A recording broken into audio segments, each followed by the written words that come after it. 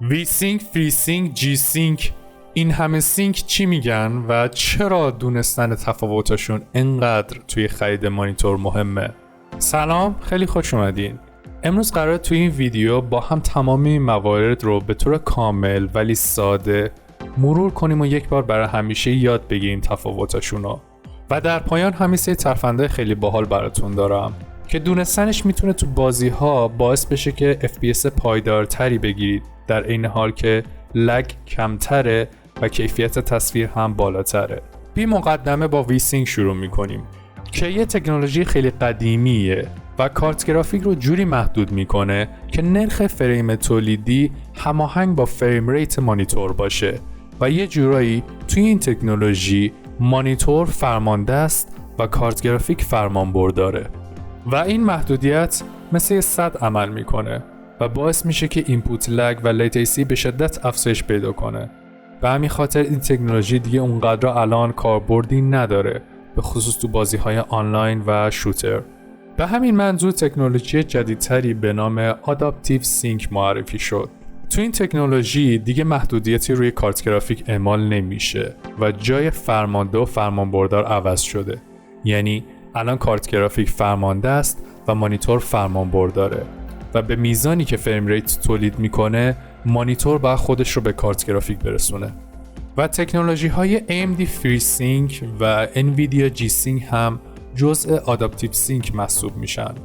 همینطور که از اسمشون معلومه، FreeSync برای کارت گرافیک های AMD و G-Sync هم برای کارت گرافیک های NVIDIA است. برای اینکه این تکنولوژی به خوبی کار کنه حتما با مانیتورتون آداپتیو سینک پشتیبانی کنه.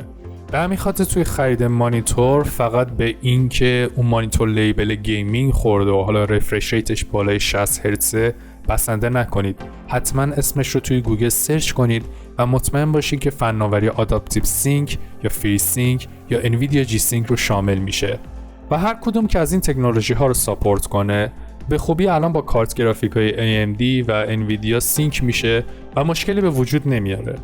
البته مانیتورهایی که جی سینک دارن یه خورده قیمتشون بالاتره، چون هماهنگیشون با کارت گرافیک های انویدیا خیلی بیشتر از مانیتورهای دیگه است.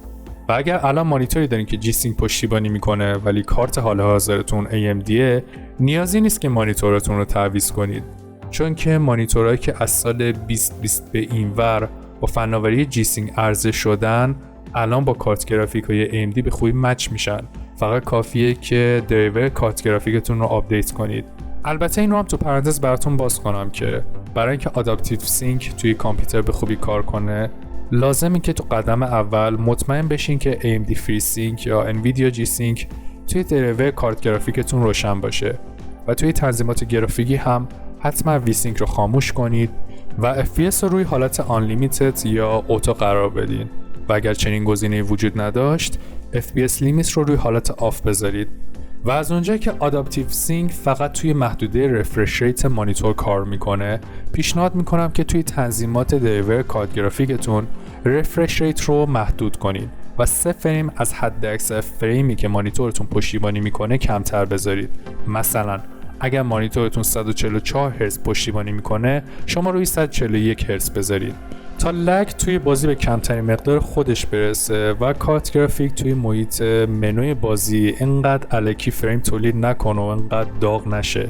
البته این FPS لیمیت رو توی محیط گرافیکی بازی به هیچ عنوان اعمال نکنید، چون که ممکنه موتور گرافیکی بازی باعث به هم ریختگی زمانبندی فریم ها بشه و آداپتیو سینک به خوبی کار نکنه. و اگر مانیتور حال حاضرتون آداپتیو سینک نداره و توی سری از بازی ها مثل World War Z یا Z اونقدر وی سینک جوابگو نیست، توی این شرایط کارت گرافیک های AMD و انویدیا حالتی رو طراحی کردن که این معضل و مشکل رو به صورت کامل حل میکنه. این فناوری که به اسم AMD Enhanced Sync و یا NVIDIA Fast Sync شناخته میشه، زمانی میتونید ازش استفاده کنید که کارت گرافیک شما به راحتی از عهده اون بازی برمیاد و بیش از 60 فریم به شما فریم میده.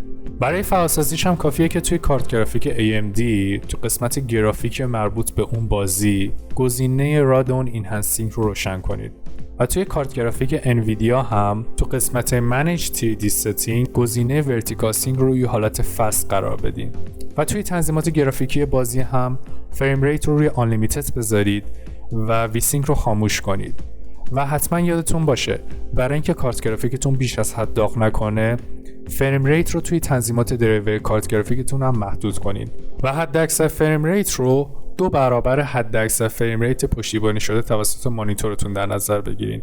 مثلا اگر مانیتورتون 60 فریمه شما روی 120 تنظیمش کنید. اینجوری فقط کامل ترین ها و بهترین فریم ها به مانیتورتون فرستاده میشه و برخلاف ویسینک نه دیگه اینپوت لگ دارین و اگرم فریم ریتتون کمتر از 60 فریم هم بشه یهویی افت فریم شدید رو تجربه نمی‌کنید.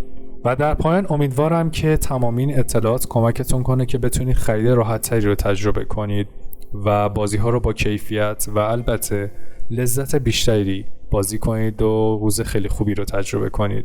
خدا یار و نگهدارتون باشه.